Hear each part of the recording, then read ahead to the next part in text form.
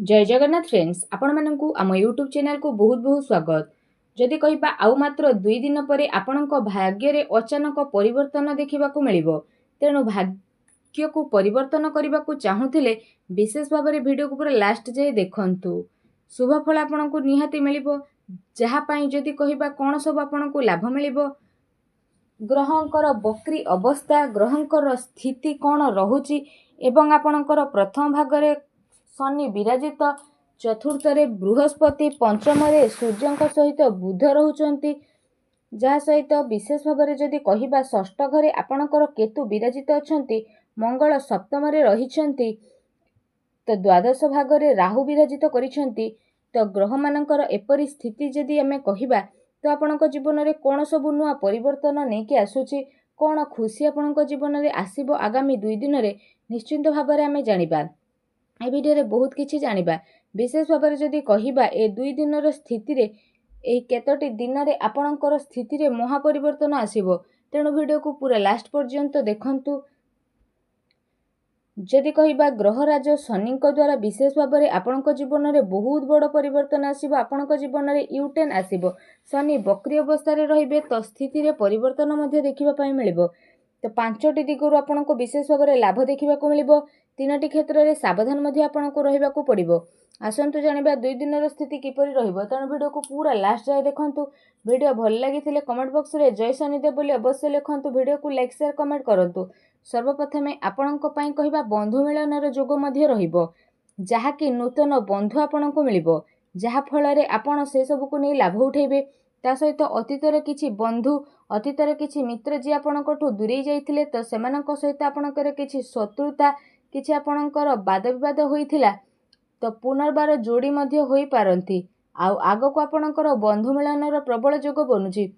निश्चिंत भाव में बहु दिन देखि नथिबा बंधु को देखिबे और तांको द्वारा उपकृत मध्ये होई परिबे और तांको द्वारा किछि ज्ञान जहा आपणको जीवन में बड़ परिवर्तन आनिबो। तो निश्चिंत भाव में एक कथाटी को मन रखंतु। विशेष रूप से जदि कहिबा ए सप्ताह मध्य निश्चिंत भाव में अर्थर प्रबल संभावना रही। शनिदेव जेहेतु बक्री अवस्था रही, जहाँकि आपणको पई विशेष भाव में स्थिति रे परिवर्तन आसीबो। एहा सहित विशेष रूप से जदि कहिबा आपणको धन लाभर संकेत मिलुची। ता सहित आपणको ऑनलाइन तरफरु मध्ये कोनोसी भल सूचना मिली पारे। आपण जदि कोनोसी मित्रंक ठारू धनर आशा करिथिले तो धनर स्थिति मिलिबो। ऑनलाइन माध्यम जदि किछि कार्य करूछंती तो भी बहुत भल स्थिति आपणको पई बनिबो। अचानक धन मिलिबार संभावना मिलिबो। किछि ना किछि धन एपरि मिलिबो जहार चिंता आपण करि नथिबे। जदि आपण अर्थ लाभ पई कोनोसी कार्य रे हाथ देउछंती, कोनोसी कार्य को आगो को बढ़िबा पई चेष्टा करूछंती तो भी करंतु। कोनोसी क्षेत्र रे निश्चिंत भाव में धन मिलिबार विशेष रूप से संभावना मिलिछि। बहुत बड़ लाभ आपनको प्राप्त हेबो। प्रत्येक क्षेत्र रे आपनको सफलता मिलिबो। जेउ क्षेत्र रे आपण आगो को जिबे से क्षेत्र रे आगो को बढ़िबे। जेउ भी प्रतियोगिता रे भाग नेबे, जहा भी करिवे सेथिरे आपनको सफलता ही सफलता मिलिबो। कारण भाग्यर सहयोग मिलिबो, भाग्य साथ देबो। जहा भी आमे करिथाउ सेथिरे भल फल हमको प्राप्त होइथाय। किंतु भाग्य जेहेतु बलवान होइथाय, अल्प काम कले मध्य बहुत किछि मिलिथाय।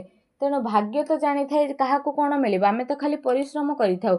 ग्रहंकर परिवर्तन जोगु एबे भाग्य रे महापरिवर्तन हेबाकू जाउछंती। आपण आगरू किछि करिछंती आ फल पई आशा करिछंती तो आपनको सफलता मिलिबो। प्रतिटी क्षेत्र रे जययुक्त हेबे, किछि नुआ शिखिबे एवं किछि नुआ शिखिबाकू आग्रह बढ़िबार स्थिति मध्ये आपणको पई बनु अछि। आपण कोनोसी भी शुभ कार्य ए टाइम रे आरंभ करंतु, देखिबे आपणको निश्चिंत रूप से लाभ ही लाभ देखिबाकू मिलिबो। एहा सहित आपणको आय रे वृद्धि घटिबो। जे कोनोसी क्षेत्र हो, कर्म क्षेत्र हो तो किछि एक्स्ट्रा इनकम मध्ये आपणकर होई पारे। आयर वृद्धि मध्ये हेबो विशेष भाव में। ता सहित आपण कोनोसी भी दिगरु अर्थ रोजगार करथुले तो सेथिरे मध्ये आपणको भल जुग बनु अछि। एहा सहित विशेष भाव में जदि कहिबा तो ए सप्ताह रे आपणकर कर्मर फल मध्ये बहुत ही भल रहइबो। कर्मर स्थिति रे भल जोग मध्ये बनु अछि, जहा कि जे कोनोसी कार्य आपण करंतु ना काहेकि तो आपणको पई स्थिति बहुत ही भल रहिबो। किछि बाधा आपणको मिलुथिला तो बाधा रे परिवर्तन आसीबो। तो विशेष रूप से जदि आमे कहिबा स्थिति बहुत भल रहिबो। भल सुखी रहिबे। प्रत्येक क्षेत्र रे जहा भी आपण करूछंती, छोट काम करंतु, बड़ काम करंतु, जहा भी करंतु, ତ ଆପଣ ସେଥିରେ ଖୁସି ଅନୁଭବ କରିବେ। ଅନ୍ତରର ଖୁସି ଆପଣଙ୍କ ପାଇଁ ବୃଦ୍ଧି ପାଇବ, ଯାହା ଆପଣଙ୍କ ଆନନ୍ଦର ସୀମାକୁ ବଢ଼େଇ ଦେବ। ଆଗକୁ ଆସୁଥିବା ସପ୍ତାହ ଆପଣଙ୍କ ପାଇଁ ବହୁତ ଭଲ ଶୁଭ ପରିଣାମ ନେଇକି ଆସୁଛି। କେତୋଟି ସତର୍କତା ମଧ୍ୟ ରହିଛି, ଯାହା ଭିଡ଼ିଓରେ ଜାଣିବା। ଆପଣ କ'ଣ କରିବେ ଆଗକୁ ଆସୁଥିବା ସ୍ଥିତି ପାଇଁ। ଆପଣଙ୍କର ଧନ ତ ବଢ଼ିବ, ବନ୍ଧୁ ମିଳନର ଯୋଗ ମଧ୍ୟ ବଢ଼ୁଛି। ପ୍ରତ୍ୟେକ କ୍ଷେତ୍ରରେ ସଫଳତା ମିଳିବ, ଆୟରେ ବୃଦ୍ଧି ହେବ ଏବଂ କର୍ମରେ କିଛି ଏପରି ଯୋଗ ବନୁଛି ବିଶେଷ ରୂପରେ ଯାହାର ଶୁଭଫଳ ମଧ୍ୟ ଆପଣଙ୍କୁ ପ୍ରାପ୍ତ ହେବ ଏବଂ ଯାହା ଆପଣଙ୍କ ପାଇଁ ଆଗକୁ ଯାଇକି ବହୁତ ହି ଶୁଭଫଳଦାୟକ ସାବ୍ୟସ୍ତ ହେବ। ଯଦି ବିଶେଷ ଭାବରେ କହିବା, ଆୟ ତ ବୃଦ୍ଧି ହେବ ଏବଂ ଧନ ମଧ୍ୟ ଆପଣଙ୍କର ବୃଦ୍ଧି ହେବ ଏବଂ ବ୍ୟୟର ମଧ୍ୟ ସମ୍ଭାବନା ରହିଛି।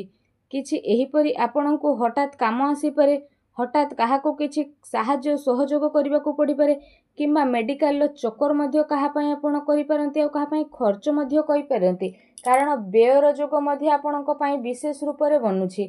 ଧନ ମଧ୍ୟ ଆପଣଙ୍କୁ ଖର୍ଚ୍ଚ କରିବାକୁ ପଡ଼ିପାରେ କିମ୍ବା କୌଣସି ସାଜସଜ୍ଜା ବା ସୌକିନ କ୍ଷେତ୍ରରେ ଆପଣ ଅର୍ଥ ବ୍ୟୟ କରିବେ।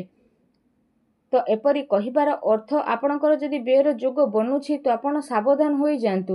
ଟିକେ ଖର୍ଚ୍ଚକୁ ଆପଣ କମାଇବା ପାଇଁ ଚେଷ୍ଟା କରନ୍ତୁ, ତ ଆପଣଙ୍କୁ ବ୍ୟୟର ଅଧିକ ଚିନ୍ତା କରିବା ପାଇଁ ପଡ଼ିବ ନାହିଁ। ଏହା ସହିତ ଆଉ ଗୋଟେ ସତର୍କତା ଆପଣଙ୍କ ପାଇଁ ବନୁଛି କି ଆପଣଙ୍କୁ ଅପବାଦର ଯୋଗ ମଧ୍ୟ ଆସିଥିଲା। ତ ଆପଣ ବିଶେଷ ରୂପରେ ଧ୍ୟାନ ଦିଅନ୍ତୁ କି କୁସଙ୍ଗ, ଖରାପ ମିତ୍ର, କୌଣସି ନିଶାଦ୍ରବ୍ୟର ସେବନ, ଖରାପ କାର୍ଯ୍ୟରୁ ଆପଣ ବିଶେଷ ଭାବରେ ଦୂରେଇକି ରୁହନ୍ତୁ, କାରଣ ଆପଣଙ୍କର ବହୁତ ବଡ଼ ସ୍ଥିତି ବନିବ, ଯାହାଦ୍ୱାରା ଆପଣ ଆଗକୁ ମଧ୍ୟ ବଢ଼ିବେ। କୌଣସି କୁସଙ୍ଗ ଆପଣଙ୍କର ରହିଛି, ଖରାପ ସାଙ୍ଗଙ୍କ ସହ ମିଶିବା, ଯାହାକୁ ଆପଣ ଜାଣିଛନ୍ତି ସେ ବ୍ୟକ୍ତି ଖରାପ କିନ୍ତୁ ତାଙ୍କ ସହ ଆପଣ ସାଙ୍ଗସାଥି ହେଉଛନ୍ତି, ସେ ମିତ୍ର ହୁଅନ୍ତୁ ବା ବନ୍ଧୁ, କିନ୍ତୁ ଧର୍ମକ୍ଷେତ୍ରରେ ଆସୁଥିବା ସ୍ଥିତିରେ ଆଦୌ ମିଶନ୍ତୁ ନାହିଁ। ସମ୍ପୂର୍ଣ୍ଣ ଦୂରତା ଆପଣ ମେଣ୍ଟେନ୍ କରନ୍ତୁ, ଯାହା ଆପଣଙ୍କୁ ଆଗକୁ ନେବ। ଅଯଥାରେ ଆପଣ ବିବାଦରେ ପଡ଼ି ମଧ୍ୟ ପାରନ୍ତି।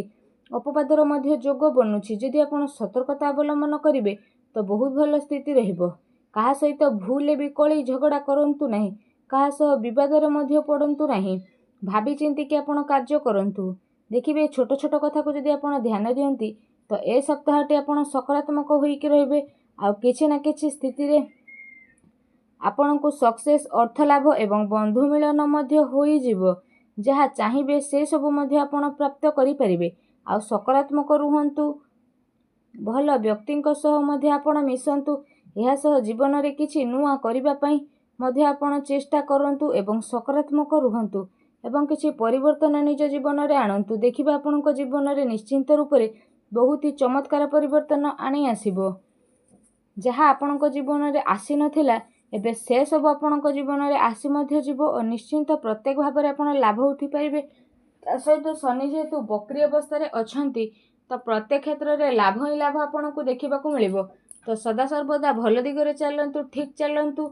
ଆଉ ଯେମିତି ଆପଣ ଜାଣିଛନ୍ତି ଆପଣଙ୍କର ସ୍ୱାମୀ ଶନିଦେବ, ତ ଶନିଦେବ ଭଲ ଫଳ ପ୍ରଦାନ କରିଥାନ୍ତି ତ କେବେ ଭଲ ଫଳ ପ୍ରଦାନ କରିଥାନ୍ତି। ତେଣୁ ସାବଧାନ ପୂର୍ବକ ଆପଣ କାମ କରିବା ପାଇଁ ଚେଷ୍ଟା କରନ୍ତୁ, ନଚେତ୍ ବହୁତ ବଡ଼ ପରିବର୍ତ୍ତନ ଆପଣଙ୍କ ଲାଇଫରେ ବିଶେଷ ଭାବରେ ଦେଖିବା ପାଇଁ ମିଳିବ। ରାଶିର ସ୍ୱାମୀ ଯେହେତୁ ସିଏ, ତ ଆପଣଙ୍କୁ ବଡ଼ ପରିବର୍ତ୍ତନ ଦେଖିବା ପାଇଁ ମିଳିବ। ତ ଆସୁଥିବା ସପ୍ତାହରେ ଆପଣଙ୍କ ଜୀବନରେ ନିହାତି ଭାବରେ ଦେଖିବା ପାଇଁ ମିଳିବ। ବିଶେଷ ରୂପରେ ଏ କଥାକୁ ଧ୍ୟାନ ଦିଅନ୍ତୁ ଏବଂ ଆଗାମୀ ଜୀବନ ପାଇଁ କିଛି ସତର୍କତା ଅବଲମ୍ବନ କରନ୍ତୁ। ଭିଡ଼ିଓଟି ଭଲ ଲାଗିଥିଲେ ଭିଡ଼ିଓଟିକୁ ଲାଇକ୍ କରନ୍ତୁ ଓ କମେଣ୍ଟ ବକ୍ସରେ ଜୟ ଶନିଦେବ ବୋଲି ଅବଶ୍ୟ ଲେଖନ୍ତୁ। ଧନ୍ୟବାଦ।